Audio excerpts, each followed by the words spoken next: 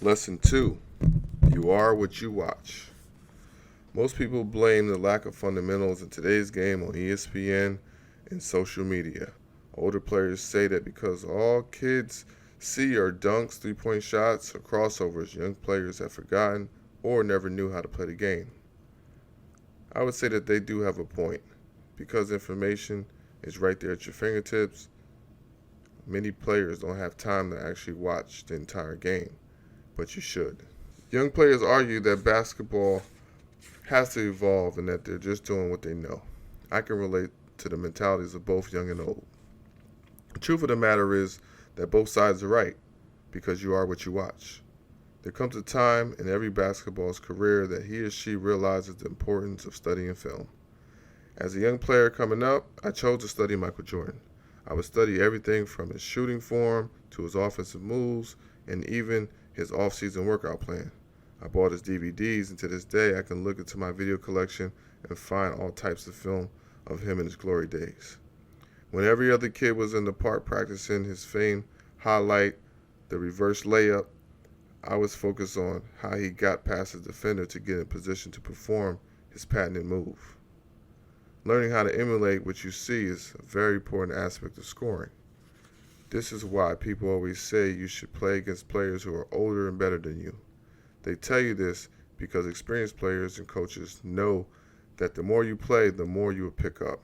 Playing against experienced people gives you the opportunity to observe and duplicate what makes them successful. The same is true when it comes to watching game film. I will never forget the day my Jordan studying days paid off. I was a freshman at the University of Buffalo, and it was time to get ready for Miami, Ohio.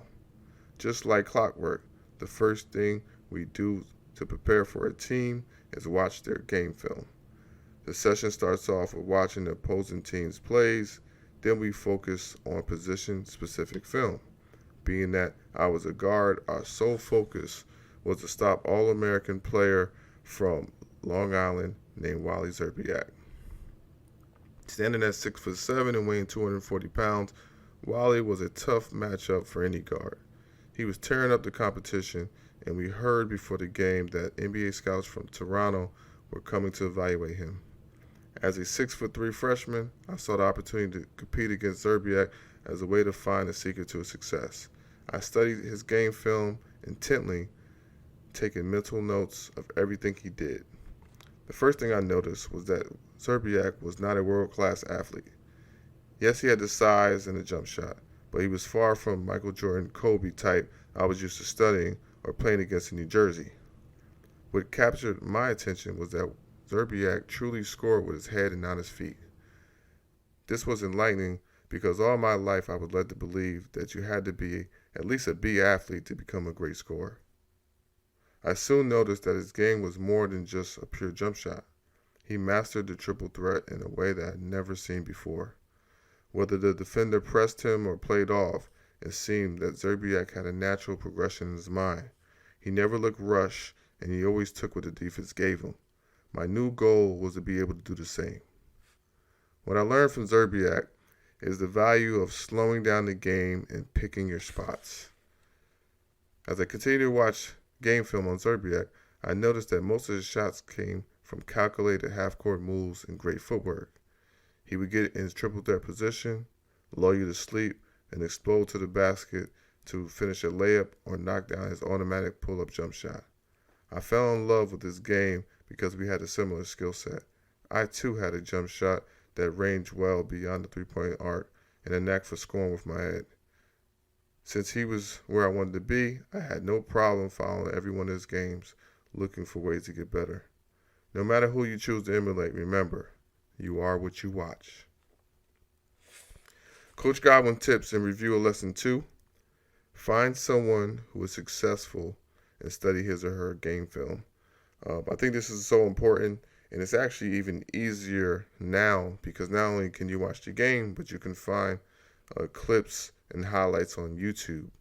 But don't get caught up in just watching the clips and highlights because you'll never find out how that player got into that position to score.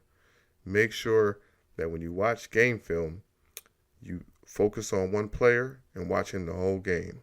This is how I learned how to study game film and watching Michael Jordan. Pay attention to the subtle details that makes this person successful. For instance, when I noticed Michael Jordan, especially in his prime, he had a knack for expanding his game to the post area.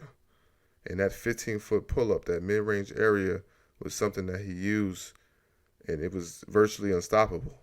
He'd post guys up in the mid-post, and he had a fadeaway that was unbelievable. It looked like a hard shot on television, but any basketball player knows that a 12-foot shot is all day. If you see something you like, implement it in your game. Make sure that you look at things beyond athleticism. Some of my favorite scorers that I grew up watching and learning from, just like Wally Zerbiak, were guys that really didn't have that athleticism. Guys like Paul George, who's actually one of my favorite scorers. And also, when guys kind of wind down, even Kobe Bryant at the latter years of his career, when he really had to beat guys mentally. You learn so much from a player. I have to give a shout out to Sam Cassell as well, because he's one of those guys that allowed me to fall in love with the step back. Even when he was getting older, he would get point guards in that mid-range, and he'd actually have a step back off of body contact, which you don't see much today. Usually today you see a hardened side step or things of that nature, or Kyrie Irving. But if you can actually utilize, being able to put your body in someone and stepping back, it's just one of those things that makes you unstoppable. So make sure you implement that.